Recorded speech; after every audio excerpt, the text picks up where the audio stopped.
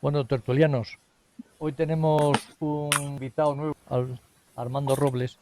Tiene mucha relación en Marruecos y antes de empezar os voy a pasar un vídeo que le grabé a él hace un rato para que lo vea y luego hablamos, por supuesto, de Ceuta. Pero respecto al poco apego que tienen los padres hacia los hijos en ese satánico mundo islámico, voy a poner un ejemplo que ahora me acordaba hace un rato. Cuando yo era delegado del Diario de la Costa del Sol, en Melilla, que estuve 3 años de delegado, se produjeron los melillenses en esa época, las fronteras prácticamente estaban abiertas, o sea, la gente iba a Marruecos, los melillenses iban a Marruecos para las playas, para comprar, igual que los marroquíes entraban en Melilla, ¿no? Había un flujo de visitantes por parte y parte de varios miles cada día, ¿no? La playa de La Bocana en Nador se llenaba miles de melillenses cada domingo, ¿no? Pues se produjeron muchos accidentes de niños musulmanes atropellados por conductores españoles, en Marruecos me refiero, ¿no? La carretera de Melilla a Nador empezó a registrar unas tasas de niños atropellados por conductores españoles que no era normal, ¿no?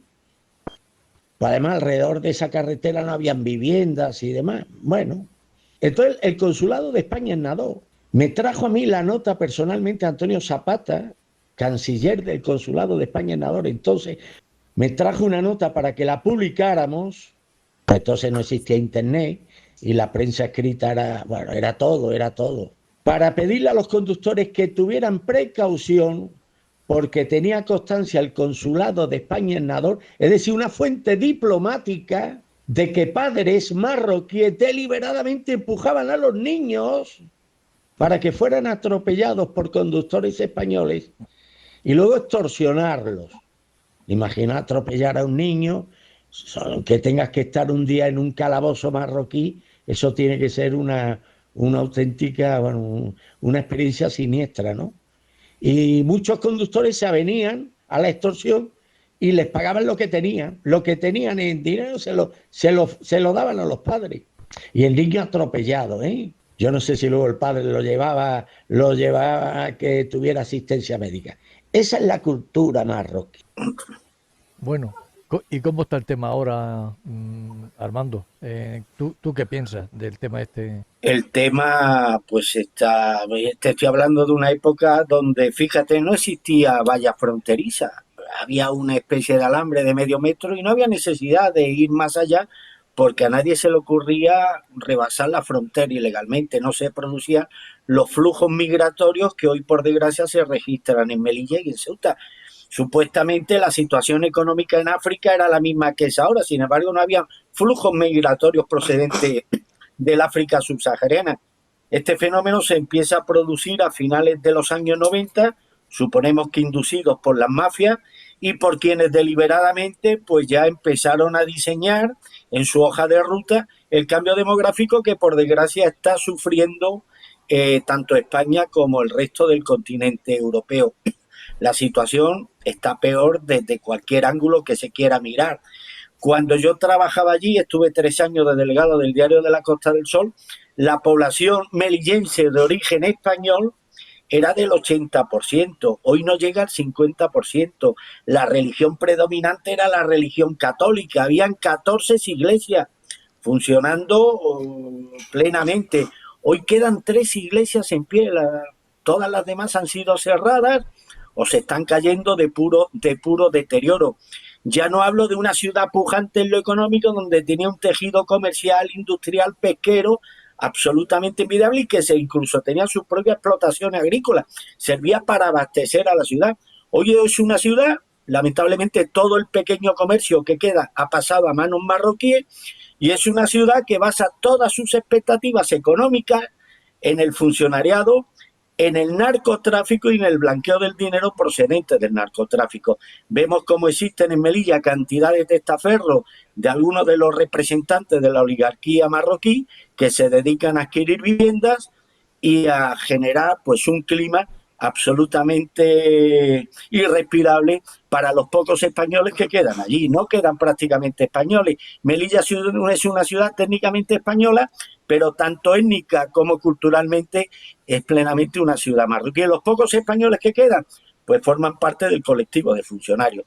españoles que se dediquen a otra actividad que no sea la funcionarial, pues lamentablemente ya no existen. Esto da una prueba de que efectivamente hoy Melilla, como dije antes, técnicamente sigue siendo una ciudad española, porque hay una banderita de España en la delegación del gobierno que no lo recuerda, pero tanto comercial, cultural y étnicamente son plenamente ciudades marroquíes. ¿Me escucháis? Sí, Sí. Sí. Sí.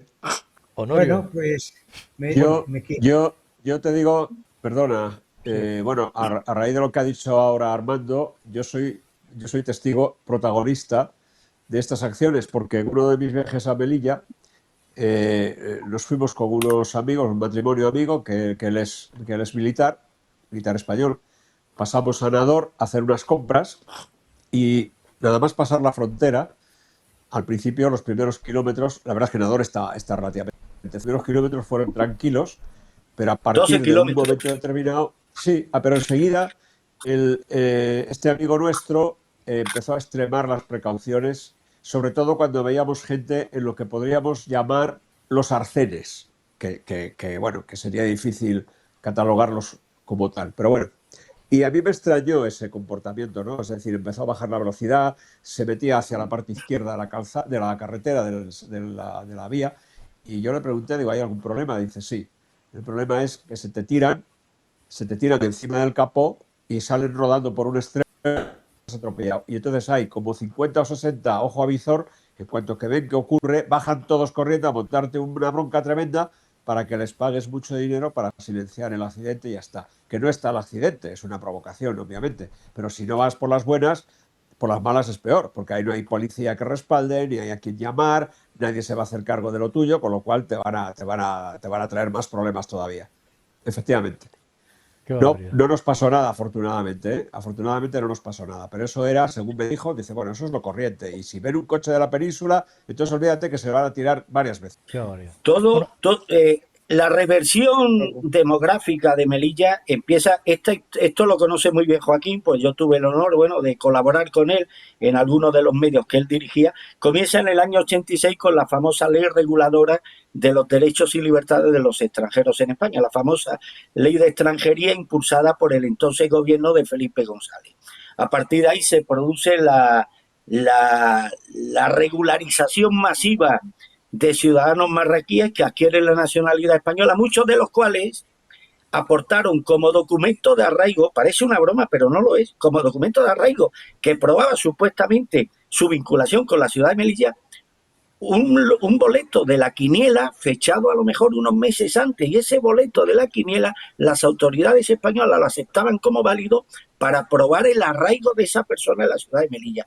Evidentemente de soparros estos lodos, una ciudad completamente marroquinizada, demográficamente árabe y con una población española menguante.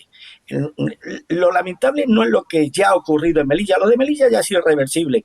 Lo que tenemos que volcar todos nuestros esfuerzos y todos nuestros objetivos en que ese cambio demográfico, cultural, espiritual que ha sufrido lamentablemente las ciudades de Ceuta y Melilla no tenga como destinatario el resto de España.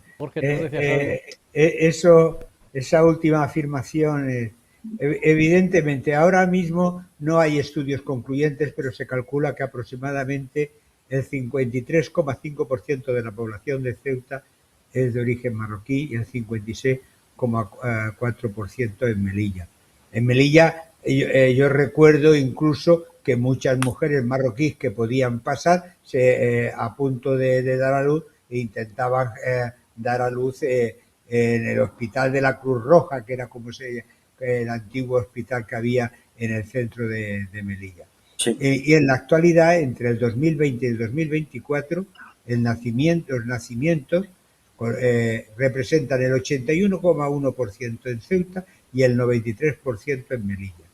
Esos son los datos, como siempre, puede tener alguna corrección porque no existen unos verdaderos censos, porque no quieren, no les interesa, y porque eso sería reconocer pues que la partida la estamos perdiendo por decisiones políticas, evidentemente. Aldina, ¿tú cómo lo ves desde la lejanía? Yo desde la lejanía lo veo, bueno, comparar, estaba yo ahora pensando así, un poco con lo que en realidad estaba pensando en lo que pues nos vienen acusando, ¿no? En todas partes de genocidio, no solamente al gobierno de Israel, sino a los ciudadanos. Yo creo que ni los ciudadanos ni el gobierno de Israel son genocidas. Y lo que me recuerda estos ejemplos, ¿no? De cómo los padres utilizan a los niños es exactamente lo que hacían en Gaza. O sea, en Gaza utilizaban también a los niños de escudo, algo que en Occidente no se quiere creer, pero que es así. Esto, bueno, ¿con qué está relacionado? Está relacionado pues con dos culturas, ¿no? En las que la evolución de la sociedad está a niveles muy diferentes, ¿no? Y en la que los niños en las culturas islámicas, como en muchas otras, pues están todavía al nivel de lo que sería en España, digamos, no sé, pues a principios del siglo XIX, cuando en realidad los niños eran un instrumento más prácticamente de la familia, ¿no? En aquellas familias que a lo mejor nacían 12 niños y 8 se morían y no... La gente estaba acostumbrada, ¿no? Y los niños trabajaban desde que caminaban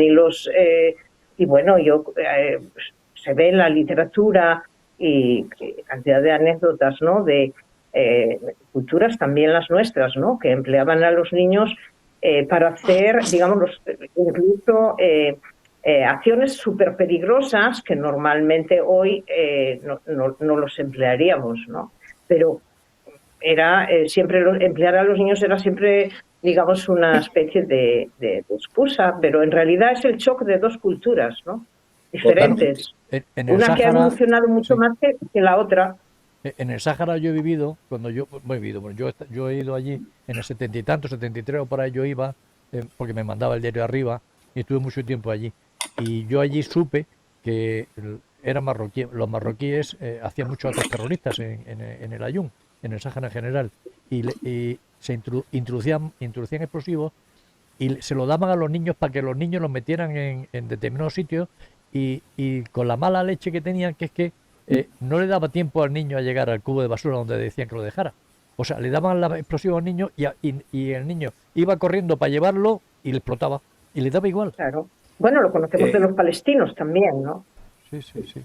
O sea, el utilizar si me permitió una anécdota que viví en Málaga que prueba la mentalidad de esta gente, la actitud refractaria, ellos que están siempre con la cantinela del racismo, que lo tienen como un ariete contra cualquier cosa que no satisfaga sus expectativas, casi siempre vinculadas con cuestiones materiales y económicas. Hace algunos años yo tenía un conocido, tenía una buena relación de afecto con él, Félix Herrero, que había trabajado en un banco y se había convertido al Islam y lo habían hecho el imán de una mezquita, de la única mezquita chiita que hay en Málaga. Chiita es una de las ramas del Islam. Sí. Está el chiismo y el sunismo. Los chiitas están sobre todo en Irán, hay también una comunidad importante en Irak, en Jordania, pero sobre todo están en Irán. Hay una lucha enconada entre chiitas y sunitas, y este Félix Herrero era el imán de la mezquita, la única mezquita chií que había en Málaga. Entonces, tomando yo una copa y él un refresco a altas horas de la noche, hablando de esto, me dijo, oye, ¿quieres ver la mezquita? Digo, a esta hora, eran la 1 de la noche. Digo, a esta hora, dice, sí, no hay ningún problema. Nos fuimos a la calle La Unión, una calle plagada, una población importante de origen inmigrante. La verdad es que imponía a esa hora de la noche entrar en una mezquita. Abrió la puerta, me enseñó la sala de rezo, mira, aquí es donde rezan los hombres, aquí es donde rezan las mujeres. Subimos en una especie de escalera de caracol, me dijo, mira, este es mi despacho, y estaba la puerta destrozada. Digo, ¿y esto que lo han intentado robar? Dice, no, estos son los propios fieles, que me han destrozado la puerta porque soy español. Digo, o sea, que si los propios fieles chiitas destrozan la puerta del despacho del imán porque es español, ¿qué tipo de no consideración tendrían con quienes no hemos tenido el buen gusto de no profesar la confesión islámica? Esto es una prueba de ese odio inveterado que sienten esta gente hacia aquellos que no profesan su misma confesión, independientemente de que estén residiendo en el país que les ha procurado un futuro y una dignidad de vida que su país de origen, desgraciadamente para ellos, está muy lejos de poder concederles. Pero en Marruecos no hay apenas chiitas. Te hago una rectificación, que muy lejos de poder has dicho muy lejos de poder concederle. No. O sea, Marruecos hoy ya puede conceder un mejor nivel de vida. O sea, el dato que pongo en el artículo de esta semana es que Marruecos el año pasado creció un 4,9% de su PIB, con una inflación media del 0,8%. Es decir, Marruecos está creciendo de forma importante. O sea, Y hay mucho lógicamente, pobre, hay solo, o muy rico, muy pobre. no es lo mismo pasar de un cierto nivel pero realmente su gente podría tener mejores condiciones de vida. El problema es que el régimen estaba, aunque sea una democracia formal, hay un sátrapa que tiene el conglomerado industrial más importante de Marruecos y son y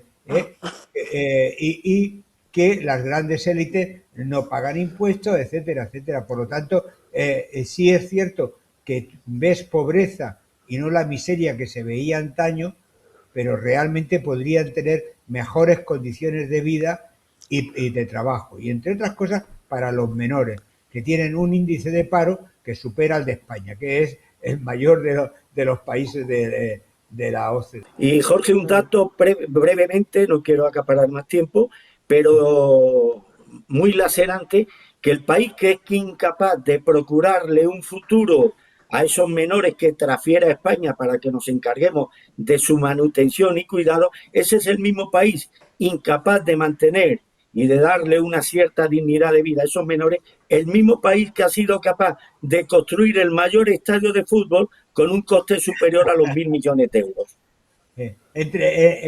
Con dinero en el que nosotros hemos contribuido. Efectivamente. Porque de los 750 millones que les dimos para el tren de alta velocidad, todavía automáticamente salieron diciendo que era un préstamo, ¿no? Pues me parece muy bien, porque efectivamente desde que todos esos países se desarrollen significaría que hay menos ganas de ir fuera, más intercambio económico, o sea que en ese sentido todos son ventajas. Pero realmente todavía estoy esperando que el maldito gobierno español que tenemos en este momento diga cuáles son las condiciones del préstamo, porque ellos dijeron que era un préstamo. O sea, ¿qué periodo de carencia tiene? ¿A cuántos años? ¿A qué interés medio? Nada, nada, nada. Es como los 1.150 millones que tienen del 21 al 25 de ayudas a la cooperación dentro de la Unión Europea. Y luego España condona casi todos los años las deudas de estos países. Claro. Sí, no, y no olvidemos un dato. Ha dicho Jorge, con buen criterio, que bueno, que ha habido una cierta industrialización de la cual la élite marroquí y la Casa Real no es ajena. Pero no olvidemos un dato no menor, que tiene como damnificado desgraciadamente a muchos miles de jóvenes españoles y europeos. El Valle de Ketama, que es el mayor productor de hachís del mundo, tiene como a una de las principales familias receptoras de las ganancias de ese narcotráfico a la propia familia real marroquí. O sea, que podemos hablar perfectamente de Mohamed VI como el Pablo Escobar magrebí con turbante. Y es un narcoestado, sí, eso es cierto, sí. No, pero Sí. ya no solo del hachís, también de la cocaína que viene de Colombia, que va a Guinea y de Guinea pasa a Marruecos y de Marruecos va a Holanda, Noruega y tal, con la macromafia que es la que controla toda la droga del centro de Europa. Es la más importante en este momento de Europa. Sí. Otra cosa, ¿cómo veis el tema de los famosos menas? Porque ya se está hablando de que detrás de todos los menas lo que hay es un negocio enorme de miles de personas que viven muy bien, porque por cada mena, como mínimo, el Estado le paga 4.000 euros. De 4.000 a 7.000, depende de qué comunidad autónoma. Es el gasto que está pagando por mantener a cada mena en España. Es el sueldo de un fiscal, de un juez, de un fiscal recién salido, de un juez, de un alto cargo. Ese es el sueldo que gana. Bueno, pues eso se está gastando en España en cada mena. Entonces me dice, no, es que, me lo dijo uno de Ceuta, dice, no, mira, es que ya hay un tinglado. Las ONG, ya antes las ONG, Cruz Roja. Por favor, Joaquín, en mi presencia no digas más ONGs, te ruego que digas OSG, porque son organizaciones sí gubernamentales. ¿Por qué? Porque todas viven del presupuesto de los impuestos que pagamos nosotros. O sea que esos de organizaciones no Supuestos, gubernamentales... supuestos, sí, sí, son supuestos, tienes razón. Sí, sí, porque a mí me decían Cruz Roja, no, dice Cruz Roja, voluntario, eso nada, cobran, todos cobran. O sea que Claro. en España se ha creado con el tema con este tema de dar, bueno, y ojo, y también en Lanzarote. Cuando en Lanzarote van a hoteles, o sea, los meten en un hotel de 4 o 5 estrellas y el hotel cobra. El hotel siempre cobra. Con lo cual, pues hay un montón, hay un tinglado, hay un Y montón. Sí. Joaquín, y las compañías telefónicas para los móviles que les dan, ¿eh? Sí, claro. O sea, es que hay una red De intereses. no sé si decir empresas o de intereses en Intereses. torno a cada uno de estos chicos que lógicamente, claro, pues es un momio, es un negocio en un mundo donde a veces se paralizan un poco las cosas. Todo esto funciona, claro, pues son oleadas las que vienen y vengan y se van renovando. Mira, en Cartagena, una Zodiac de estas de última Zodiac, vamos, una Zodiac, no, una lancha con 1000 y pico caballos de potencia los motores, ha parado en la playa y en pleno día, y ya está. Y eso va a ser porque hay un efecto llamada que el gobierno permite y consiente y alienta.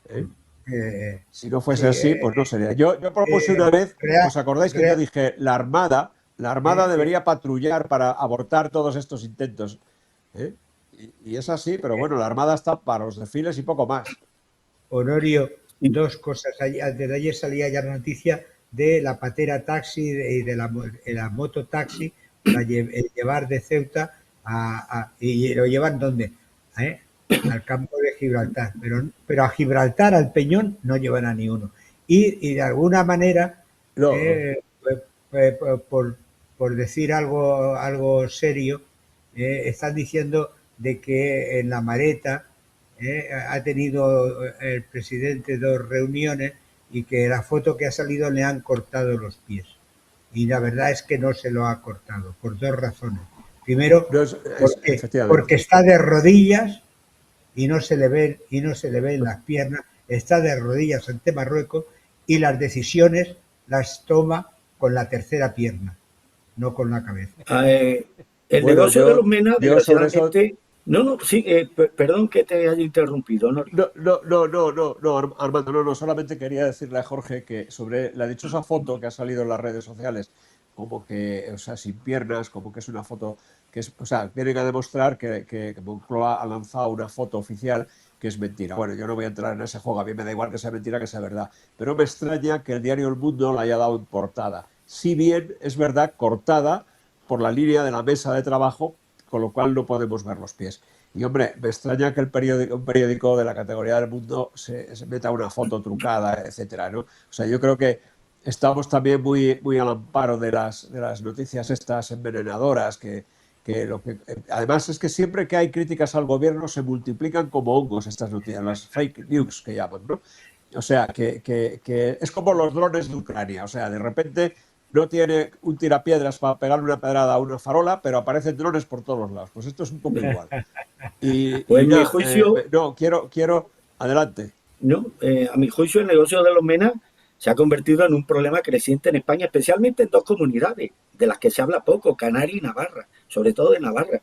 En Canarias, por ejemplo, se ha detectado un fraude donde adultos se hacen pasar por menores ilegales para acceder a un sistema de protección que está completamente saturado y con unos costes inasumibles. Y este fraude ha generado un coladero que enriquece a las mafias y a las ONG que cobran por cada plaza ocupada. En Navarra, por ejemplo, el gobierno socialista de María Chivite ha destinado alrededor de 280 millones de euros en 7 años para la acogida de MENA. 280 millones de euros, con un aumento significativo en la cantidad de MENA en los centros de acogida. Pero en un sitio que conozco bien, Andalucía, se ha revelado que varias ONG y empresas privadas vinculadas, por ejemplo, a la gestión de centros, se embolsaban el 40% de los fondos en contratos inflados. En Madrid, otro ejemplo también bastante lacerante, se ha detectado que una amplia mayoría de los MENAs sometidos a pruebas de edad son adultos, lo que refleja un problema de fraude en el sistema de protección de menores. En definitiva, este fenómeno ha llevado a la creación de un sistema de protección de menores que, a pesar de sus supuestas intenciones humanitarias, que nadie se las cree, se ha convertido en un negocio millonario que ha generado un coladero que enriquece sobre todo a mafias y a ONG. O sea, Bueno, en Murcia, sin disculpar, contar una de que anécdota. los Una anécdota. En Murcia se descubrió que uno de los menas que vivió durante varios años como mena tenía nietos.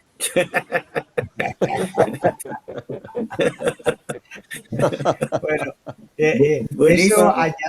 Es que eso, a lo que estábamos diciendo, podemos añadir que alrededor de cerca de 4 millones de marroquíes que están en la Unión Europea, todas sus remesas son el 10% del Producto Interior Bruto de Marruecos. Y el 20% es de droga. Y un 70% de la entrada de divisas que tiene Marruecos. Por eso a nadie le interesa cortar ese tipo de... Claro. Detrás de eso hay un beneficio e intereses. Y con eso además el dirham lo pueden mantener el valor del dirham.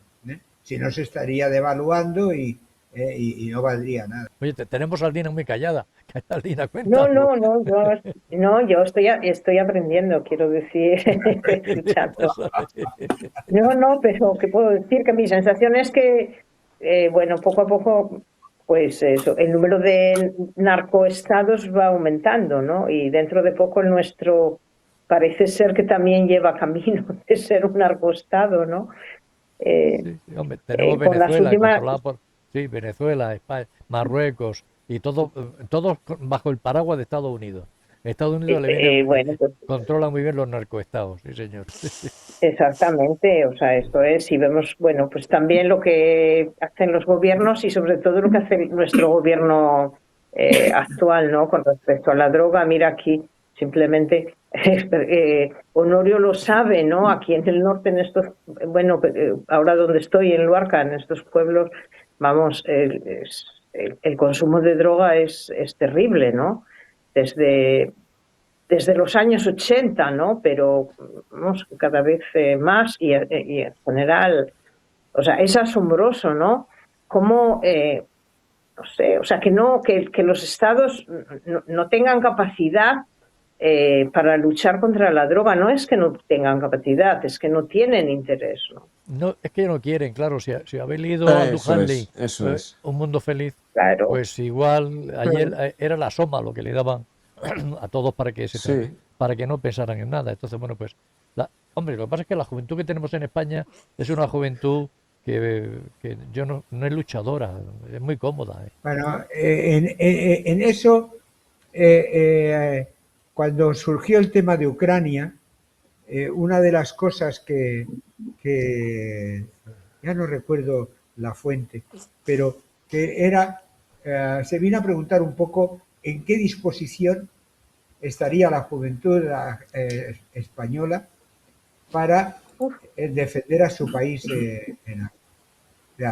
y eso no se contemplaba, es decir, era prácticamente nulo, es decir, que nosotros no tenemos sentido de que tengamos que defender a nuestro. Quiere decir que las 8 leyes de educación de la democracia ya han surtido efecto. Tenemos ya la generación, y lo vemos en las urnas, ¿no? Incapaz de tener comprensión lectora, que con muy bajo nivel de análisis crítico y con ningún toma de posición sobre lo que sale por la televisión. Bueno, pues sumemos y tenemos la Arcadia feliz y, claro, Hassan II, mira que soy viejo, Mohamed VI está dándose cuenta de la debilidad de este país y de la debilidad de la propia Unión Europea. Por eso está en una situación muy cómoda y parece que nadie está dispuesto a ponerle en sus... Bueno, no podemos reprocharle a la juventud. La juventud, desgraciadamente, se mira en el reflejo de lo que ahora mismo son nuestras. A mí me preocupa más el papel de las Fuerzas Armadas. ¿Para qué sirve un ejército que presume de medios, de efectivo y de presupuesto si es incapaz de garantizar la protección efectiva de las fronteras nacionales? De poco valen los desfiles. No le eches culpa porque hay que darle órdenes. Si el ministerio no le interesa, no los manda.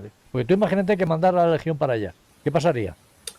Sí, pero si las Fuerzas Armadas tienen, Joaquín, las manos atadas por decisiones políticas, por un marco legal que parece que solo impide, que le impide actuar en una cuestión tan básica como la defensa del territorio, entonces el problema que estás planteando, que estoy de acuerdo, es aún más grave. Significa que España mantiene un ejército al que no se le permite cumplir la misión que buena parte de la población considera esencial. Sí, no solamente al ejército, también a las fuerzas del orden, a la propia Policía Nacional y a la Guardia Civil. También y si me permite, añadiría, es que no cumplen la función para la que han sido creados, ni el ejército ni las fuerzas de orden. Es decir, no cumplen esa misión. Ni el rey tampoco. Ni el rey quiere ir a Ceuta y no lo deja. Por supuesto, pero no va porque no quiere. No, porque no lo deja. Yo ahí estoy con Javier Bleda. Si el rey llama a 2 o 3 generales y dice, yo tengo que ir a Ceuta y tengo que ir, aunque sea en autostop, vamos a ver si va o no va. Lo que pasa es que, bueno, pues forma parte de un engranaje, de una cadena que todos sabemos cuál es: no molestar a Marruecos, no provocar, asumir ese papel que bueno, como que ha sido criado en otra... Bueno, da igual, es que entrar en esa guerra es otra historia. A mí me gustaría lanzar una cosa. Vamos a ver. Marruecos es un país protegido por los Estados Unidos. Es un país de preferencia para los Estados Unidos en esta época. ¿Cómo habrá visto Donald Trump esa invasión de Ceuta cuando él está preconizando precisamente todo lo contrario? ¿Qué habrá pasado? ¿Habrán hablado Mohamed y Donald Trump? Donald Trump no habrá llamado, le habrá dicho, oye, no. Donald Trump no habla con Mohamed, no. Nunca han hablado. No, lo que pasa nunca han hablado, que sepamos nosotros. Bueno. Pero no digo Donald Trump. El secretario de Estado no le habrá dicho al ministro de Exteriores, oye, contener un poco la cosa, no vayamos... O sea, cuando Perejil, todo el mundo dice, claro, yo no estaba allí, pero todo el mundo dice, hay que dar por cierto, que Aznar llamó a Bush y le dijo, oye, mira, yo no voy a consentir esto hay que arreglarlo, y entonces tal, y que Bush le tranquilizó y le dijo, vale, no va a dar. Llegan a Perejil, desembarcan los españoles y los otros sin resistencia se entregan. Y duró... Esa humillación... Yo de ese hecho tengo alguna información al respecto. A mí Aznar en aquel momento se encontraba precisamente viniendo de Estados Unidos. Se forma el gabinete de crisis que preside Mariano Rajoy, y no se puede contactar con él. Y le dice, oye, ¿qué hacemos? Vamos a esperar. Se vuelve a llamar, no se puede conectar, y ya dice, oye, y Rajoy soltó la siguiente, oye, aquí es que no hay una televisión para ver el ciclismo. Sí. Pasado un rato se conecta con Aznar, dice, dejarme 10 minutos, y dicen que habló con Bush y que le dijeron, sin problema, échalos, pero no provoques un conflicto armado. Y fue cuando dio las instrucciones para que Trillo, con viento de edad, hiciera la odisea de un peñón que no tiene más que 2 cabras, si es que las hay, ¿no? Bueno, pero pero tiene, no estoy de acuerdo, Jorge. Jorge, no estoy de acuerdo con esa puntualización tuya. El peñón no tiene más que 2 cabras, pero... No, esa puntualización esa es una ironía. Y era sentar un precedente. Totalmente, es la soberanía. Una ironía para quitar tensión de la cobardía de mierda de Mariano Rajoy. Sí, pero esa no la vas a quitar porque... Como no quería decir eso, pues he dicho irónica. Cualquier recordatorio al cobarde que se va a beber whisky a Alcalá 31 o Alcalá 61, al que sea, y deja el bolso de su vicepresidenta en el escaño, y no es capaz de nombrar un sustituto, cualquier alusión a este personaje, o sea, es decir, te va a provocar el mismo asco. Por lo tanto, da igual, o sea, no es cuestión de salvarle de una, da igual, se lo tiene bien ganado, bien merecido. Pero, en fin, bueno, no sé, yo me he preguntado en este y en otros temas en este y en otros temas, Estados Unidos nunca ha sido un aliado inofensivo con España. Hay que recordar, aunque esto date de antiguo, que desde la muerte de Carrero Blanco, España militarmente es un país débil. Franco estaba ya demasiado viejo para impedir las maniobras de la CIA para entregar el Sáhara español a Marruecos y asegurar un futuro de España sometido a la estrategia mundial de dominio, incluyéndola en la OTAN y convirtiéndonos en enemigos de Rusia, que nunca nos ha hecho nada. Carrero Blanco estuvo empeñado en que España fuera un país con bombas atómicas y fue eliminado por esta, aunque todos sabemos que detrás estaba la Secretaría de Estado norteamericano, que fue una creación de los servicios secretos de aquel país para castrar precisamente la independencia española. Y Carrero Blanco fue eliminado porque era el defensor tosudo de la independencia española y el impulsor, que esto lo conoce muy bien Honorio, lo ha estudiado, el impulsor del proyecto Islero, uno de los planes más secretos del franquismo, que tenía como objetivo dotar a España de los medios para una política exterior y de defensa independiente de Estados Unidos y de los países anglosajones. Y esta visión era inseparable de la ideología nacionalista de aquel régimen, que aunque poco atlantista, se tuvo que ver obligada a pactar con Estados Unidos en 1953 por razones puramente de supervivencia. Y el proyecto Islero de Carrero Blanco incluía dotar a España de armamento nuclear porque era consciente, creo que con buen criterio, estaba convencido de que poseer armas atómicas sería lo que distinguiría a las potencias de los países irrelevantes y débiles, que eso es lo que nos han convertido hoy militarmente. Y este proyecto contaba además con el apoyo de la Francia del general de Gaulle. Sí, y hoy, lamentablemente, ya la época de Rajoy ha pasado, Pedro Sánchez ha logrado lo que parecía imposible, debilitar aún más a unas Fuerzas Armadas que durante el franquismo fueron un pilar de la independencia y la defensa nacional. Hoy los militares, nos guste o no, se han transformado en un grupo de funcionarios uniformados, sensibles al dinero y a las prebendas, que el gobierno además ha distribuido generosamente para neutralizarlo y someterlo, especialmente a los altos mandos. Lo hemos visto con los altos mandos de la Guardia Civil. Y desde hace años, los ascensos a coronel y más allá están teñidos de influencias políticas. Llegar hoy al generalato parece reservado casi exclusivamente a quienes se pligan al socialismo gobernante. Es decir, que independientemente a que los militares tengan que tener la asunción del gobierno para cualquier acción disuasoria, pero no podemos eludir la responsabilidad moral que muchos de ellos, defensores supuestamente de la patria, han contraído en contra de los intereses de los españoles. Sí, señor. Es mi punto de vista. Suscribo. Suscribo. En tiempos de Franco, el ejército español tenía medio millón de efectivos. En tiempos de Franco, el ejército español tenía medio millón de efectivos. Hoy tenemos 80.000. Y no tenemos, desgraciadamente, una capacidad. Y además había todos los hombres que hacían el servicio militar. Claro, por eso te digo, había medio millón de personas. Sí, claro. O sea, eso ha sido un error, a mí me parece, en el mundo entero, un error gravísimo quitar el servicio militar. Debieran de haber sustituido quizás por algo más breve, pero además es que esto es lo que lleva también a todas estas, los conflictos regionales, el surgimiento más fuerte de los nacionalismos, regionalismos y todo esto, porque ahora no hay no hay ese contacto que había, por lo menos entre hombres. Antes eran hombres, ahora lo podría haber también entre mujeres, ¿no? Y todos, pero eso ha tenido una influencia extraordinaria en la sociedad española. En Israel las mujeres hacen 2 años de mili, ¿no? Y 3 los hombres, ¿no? Y 3 años. Sí, todos, sí. Pero ahora ya hay muchas mujeres que también hacen 3. O sea, las que se presentan para, digamos, para luchar, ¿no? Que ahora cada vez son más, ellas hacen 3. Sí. Si las aceptan.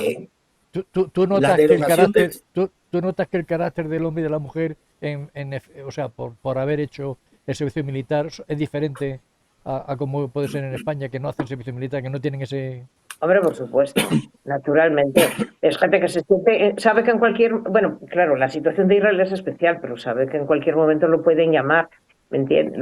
Y que sabe lo que tiene que hacer, porque es que cada uno sabe la función que tiene en su... O sea, cuando hacen el servicio militar, cada uno aprende una función o funciones determinadas que va a tener que ejercer durante todo el tiempo que lo llamen como reservista. O sea, no es que te llamen así como reservista sin más y te mandan a Gaza o a Líbano, no, cada uno tiene su función, sea en el servicio de información, en o en cualquiera de los otros servicios del ejército, de los ejércitos, ¿no? De tierra, de mar o de aire, pero están preparados para toda la vida y además a muchos los llaman cada poco para entrenamiento, ¿no? Y para también que se actualicen. O sea, Bueno, es otra cosa. sobre eso, Entonces la gente sabe que te pueden llamar en cualquier momento. Mira, yo me acuerdo que he tenido profesores y de repente nuestros profesores desaparecían un mes y te decía, la universidad nos decía, es que está de reservista, ¿no? Lo han llamado, bueno, pues nada. O sea, es que nadie se puede oponer, pero está regulado de tal manera que ni las empresas ni nadie se opone. Porque bueno, esas aquí funciona personas, también así, claro, ¿eh? sí, pero aquí no Aquí es toda también la funciona así, población. ¿eh? Honorio, ¿qué No, dice? no No, es toda la sí, población. Son claro, en Israel es voluntarios, toda la ¿eh? La población. asociación de O sea, Sí, pero Aldina, cada vez hay más. España, la Asociación de Reservistas bueno, Voluntarios son voluntarios, que cada uno también es especialista en algo, los abogados, los periodistas, los no sé sí, qué, los no sé cuánto, en fin, todos. Se les equipara, según la titulación universitaria, una graduación, digamos, de entrada y luego pueden ir escalando. Y son movilizados, estar reglamentado. Yo no me lo sé muy bien, pero bueno, pueden no, estar digo, si habrán movilizados, no sé si... copiado para los Bueno, copiado voluntarios, no que lo quiero sé, decir, pero sí, bueno, habrán reglamentado y lo habrán copiado de otros países, ¿no? Que hay cosas similares, pero en Israel somos sí, todos, ¿me entiendes? O sea, yo no porque ya he sí, llegado sí, a Israel a sí, una edad que pero no tenía que hacer el servicio militar, pero alguien que llega con menos de 25 años, bueno, pues lo llaman para hacer el servicio militar. Eh, sí, pero es y que hay la situación de normas. Israel es especial. Sí, sí, es La situación especial, de Israel es pero que especial porque eh, todo el mundo sabe que en cualquier momento, ahora mismo, cada uno sabe que en una hora te puede llegar el aviso vamos, que eres llamado y van y se asume totalmente, pero eso también tiene, como es cierto, una relación diferente con lo que es el Estado y la simbología, ¿no? Del Estado también, ¿no? Y claro. claro, normalmente hay poca gente, hay algunos que sí se niegan a defender el Estado de Israel, claro que los hay, pero en Se sienten general, patriotas, vamos. Se sienten más patriotas. hombre, hasta yo misma, bueno, mira, yo ahora, que desde el día bueno, cuando iba a ser la final del Campeonato Mundial de Fútbol, yo he puesto una bandera de España aquí porque yo no quiero tener ese sentimiento que se tiene en España de vergüenza por los símbolos, ¿no? Porque es que yo me he acostumbrado en Israel, digo, afortunadamente, a no tener vergüenza y tampoco la quiero tener aquí. Y ahí tengo mi bandera puesta en la ventana Me hasta parece muy que bien. me canse. Sí, sí. Sí, es que No, de verdad, es que me parece una desgraciadamente, cosa increíble, ¿no? iba a decir que Sí, Honorio. desgraciadamente el fútbol, la selección nacional de fútbol de España es el único nexo común de todos los españoles, parece ser. O sea, no nos Exactamente. une Sí, sí. ninguna otra cosa. ¿Eh? Yo, que soy futbolero, no voy a renunciar a eso, pero me da pena y me da tristeza, porque yo sí hice el servicio militar, sí pasé por el ejército, sin pena y sin gloria, como resto de personal fusilero, que es como me han catalogado, pero yo sí valoré lo que era el ser militar en su día, asumí la función que me tocaba, intenté hacerlo lo mejor posible e intenté cumplir lo que me mandaban. No sé, el otro día, leyendo el libro este de Nico Roa, que me está gustando y lo estoy disfrutando, que ya os lo avisé, que es sobre la descolonización del Sáhara, digo el título porque me parece de justicia, 1975, el año de la tormenta. Hay una escena en la que hay un zafarrancho en la unidad de la Legión del Ayun. Y yo, según estaba leyendo aquello, o sea, se me pusieron los ojos llenos de lágrimas porque me estaba recordando los zafarranchos que hacíamos en mi compañía de infantería. O sea, yo llevo a gala ser regular de honor, pero eso es un título que me han regalado los regulares y yo intento responder con todo mi cariño a ese título, pero mi unidad es infantería, monta y lironda, que es suficiente. Y yo leí aquello y digo, joder, ¿cuántos chavales necesitarían hoy vivir una escena como aquella? O sea, no sé, son tantas cosas las que las que se perciben, las que se han perdido, son tantas cosas, pero no solamente de exaltación de valores patrios, que también, pero de convivencia, de Mm, coexistencia de gente de diferentes culturas y diferentes regiones. hay gente, curiosamente, yo iba, aunque soy asturiano, yo iba por Madrid, con los que yo me encontré de Barcelona, teníamos muchas cosas en común, aun viviendo en ciudades diferentes y con cierto grado de hostilidad por la competencia. Pero chavales que venían de, no sé, de las Alpujarras, de Badajoz, de la zona, vamos, de la provincia, de Asturias, de otras zonas, que tenían menos oportunidad de viajar y menos oportunidad de conocer. Tú te dabas cuenta que enseguida había un engranaje.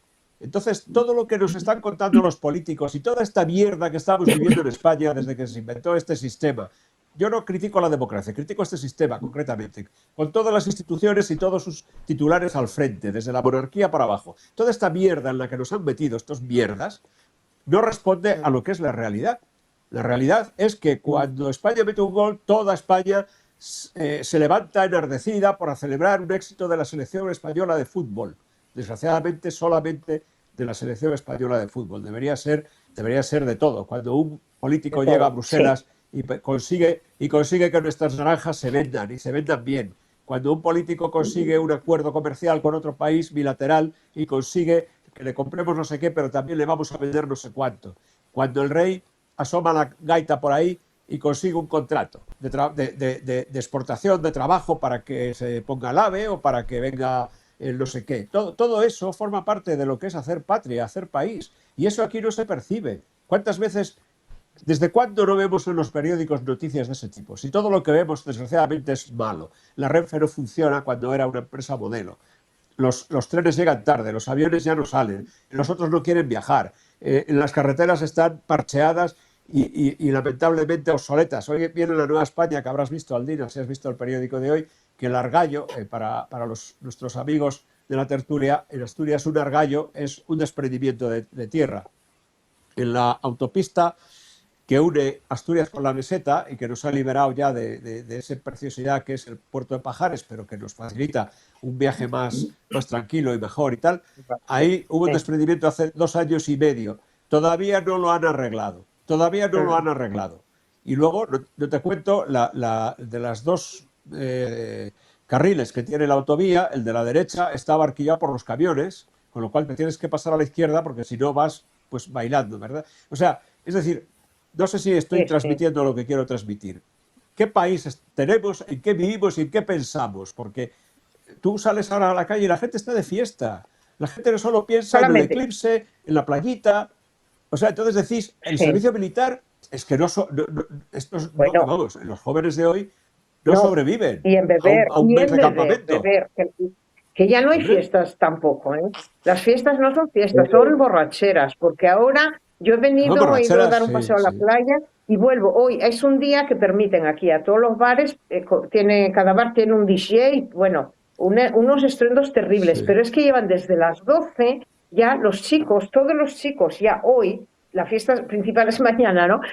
Cuando yo vine, ya la mayoría están borrachos, o sea, ya no van caminando, ya no van caminando rectos, ¿sabes? Van ya para los lados todos con alcohol en la mano, o sea, es algo, a mí me resulta deprimente, ¿no? No, es deprimente. Pero, Honorio, hay un ejemplo más cercano, de infante a infante. Yo hice la mili en el cuartel general de infantería en Melilla, lo que hoy es la casa cuartel de la Guardia Civil, en el barrio Tesorillo. ¿Cuántos españoles vemos por la calle que estén conturbados, indignados, preocupados por lo que está ocurriendo en Ceuta? El indiferentismo es total. Y esto refleja que nos han convertido en una sociedad con el sentimiento patriótico completamente atrofiado, moralmente anestesiada y sin más compromiso que el apego a esas necesidades vitales que consisten en la cervecita, la gambita y esas funciones propias de cualquier animal no irracional. En eso han convertido al ciudadano español, por supuesto desposeyéndolo, como decía el gran don Blas Piñar, de ese principio instintivo de la defensa nacional,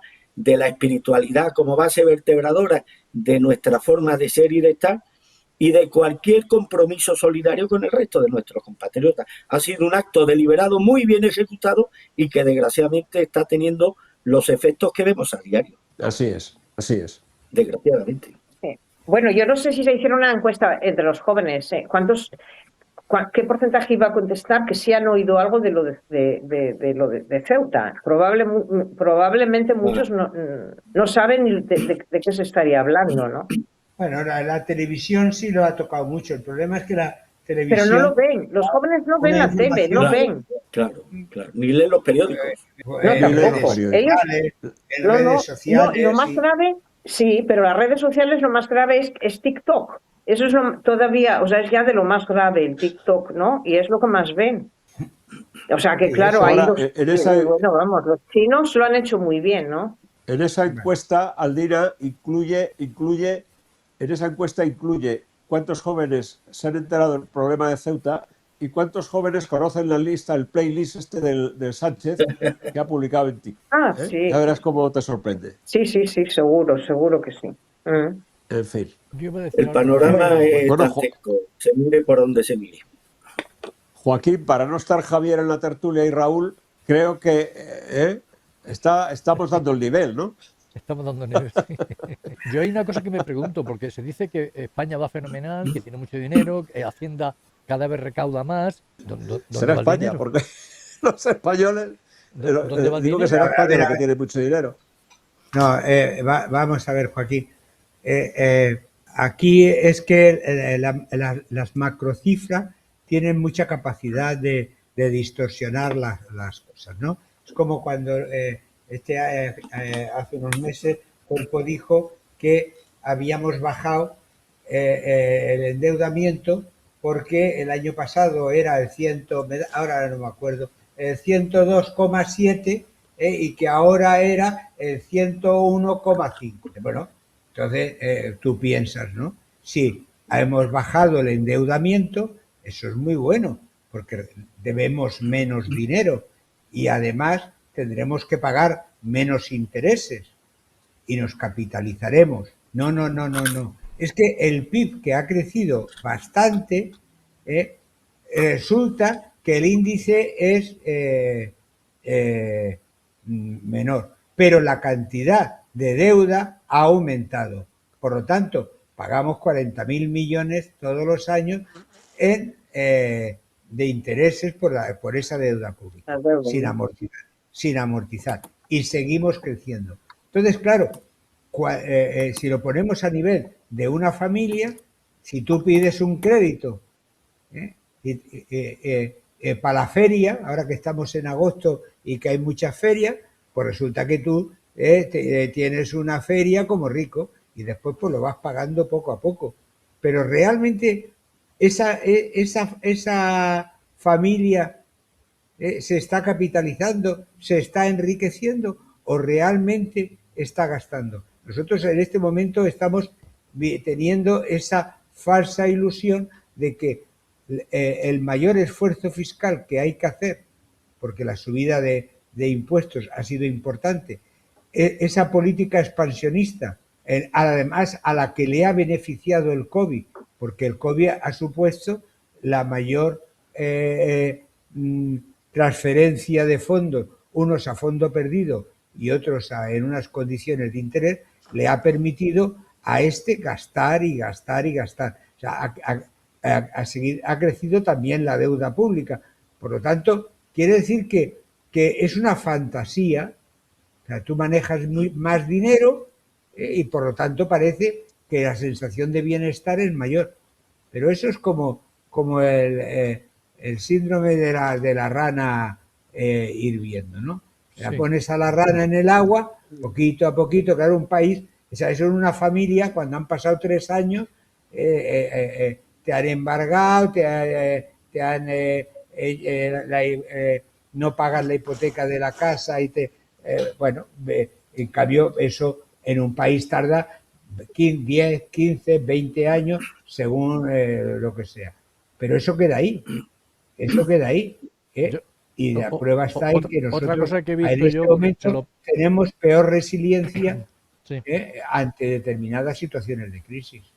He visto, porque pedí una información y me dicen que hay unos 800.000 personas en España que están cobrando el salario mínimo vital Entonces me hacen un cálculo de dos personas que no trabajan y que tienen 3 hijos pequeños y al final entre ayudas directas y ayudas indirectas al final salen por más de 2.000 euros. Entonces, bueno, yo esas cifras realmente no las sé, pero claro, yo las tengo, pues las he pedido.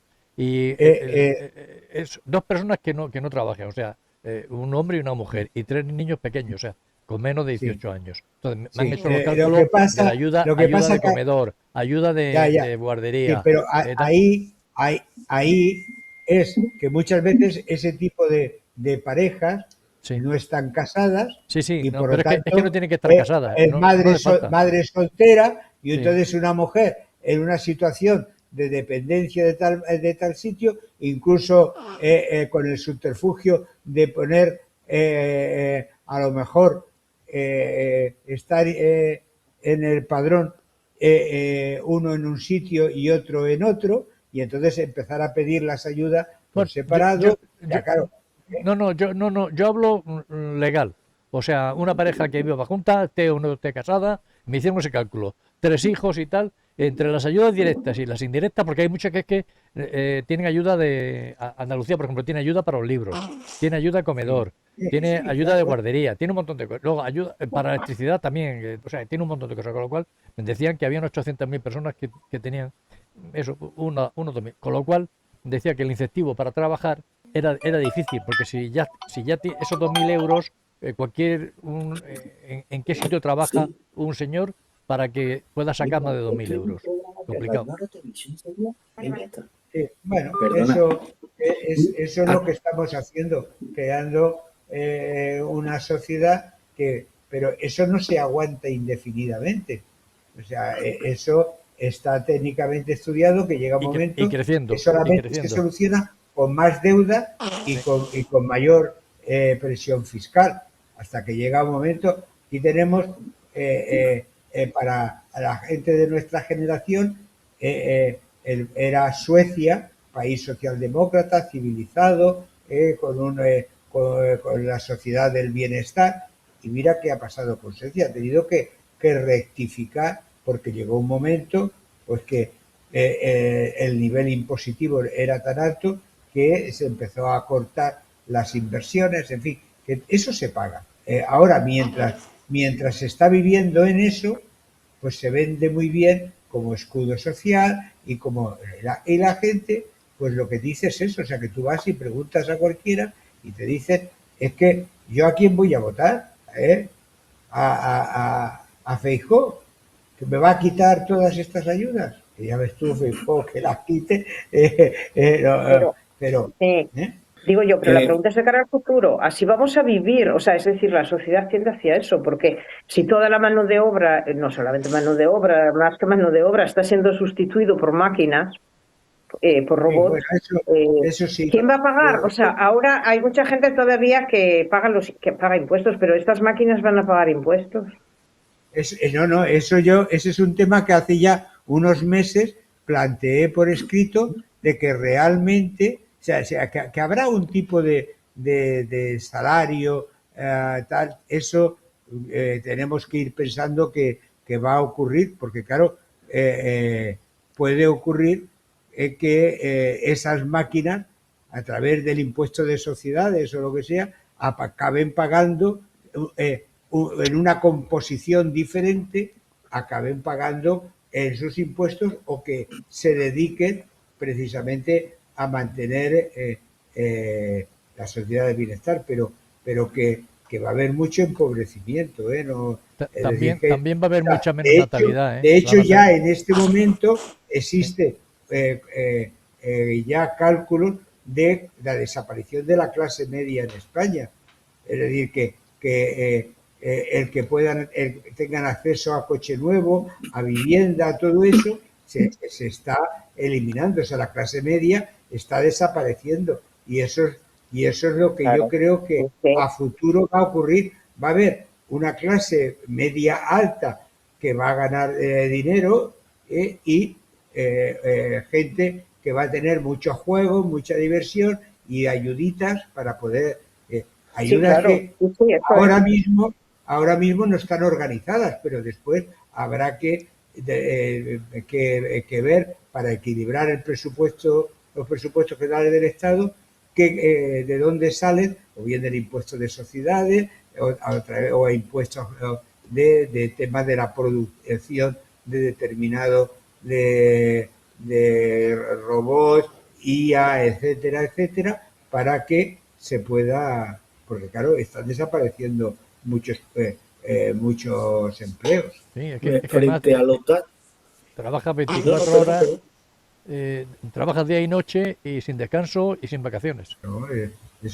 Es un planteamiento y a mí realmente que hubiera, el problema es que no se puede hacer igual que ha hecho la Unión Europea con el tema de los coches eléctricos y tal, desde una mesa de despacho con una regla y un compás y un cartabón, Y la hoja de marcar cálculo. líneas, Y la hoja de cálculo, sí.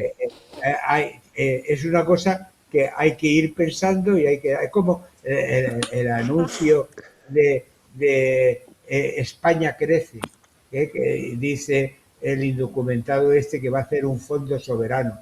Dicen, pero ¿tú sabes lo que es un fondo soberano? Fondos soberanos son sobre excedentes y tú dices vas a hacer 120.000 millones que vienen de deuda. O sea, dices, vamos a ver, ¿cómo vas a hacer rentable un fondo soberano donde ya tienes una púa del pago de los intereses de esos 120.000 millones? Más los gastos que supone la gestión, administración y tal. Y te dicen, no, y podrá invertir a través del ICO, pues se podrá invertir en proyectos y tal. A ver, ¿quién elige los proyectos? ¿A qué interés se van a pagar? No, se van a hacer en sectores estratégicos y con intereses subvencionados. Los proyectos que quiebran, que es normal, y proyectos que a lo mejor la banca rechaza.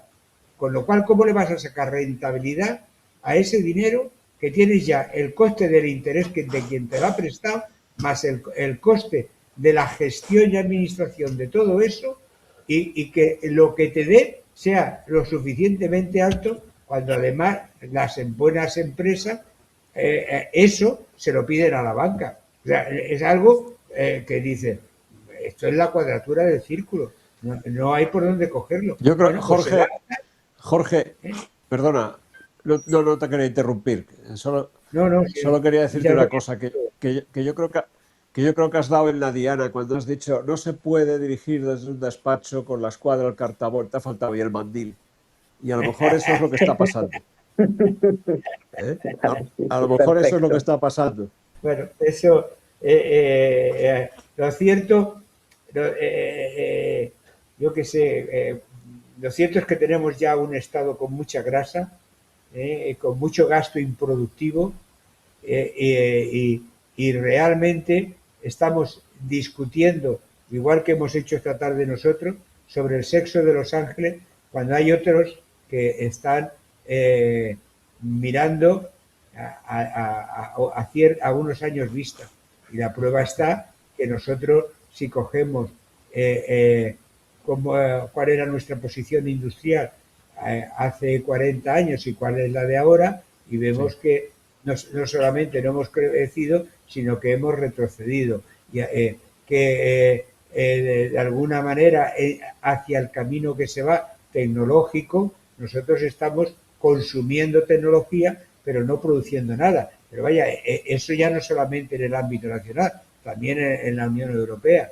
Y ya está. Y ahí es donde va a haber la batalla de futuro.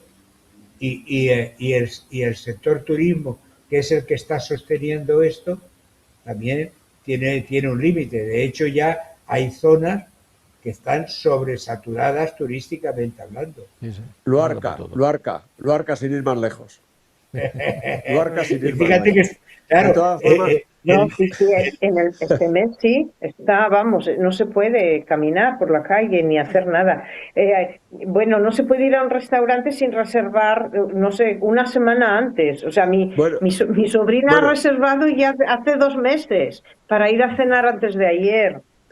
O sea, Bueno, hoy sin cita previa no puedes ni ir a un ministerio a resolver un asunto. O sea, nada. Pero no es eso. No, decía que es más. O sea, como tú vayas y te atiendan, al funcionario le acaban poniendo como al de Mérida una suspensión de empleo y sueldo de 6 meses. O sea, a un funcionario de la Seguridad Social que llegaba el viajete de turno, que no sabe cómo manejarse en Internet, y él estaba así, mano sobre mano, y dice, a ver, cuéntame, bueno, hombre, mira, sí, esto se hace así, es que yo no sé, como mi hijo no está, que está afuera, para que venga dentro de 20 días, pues pum, se lo solucionaba, y que le abrieron expediente a este funcionario del CEPI, y le dan una sanción de 6 meses de empleo y sueldo. ¿Se puede eso consentir? Es una vergüenza. Y nos lo tragamos y nos parece normal. Claro, sí, sí.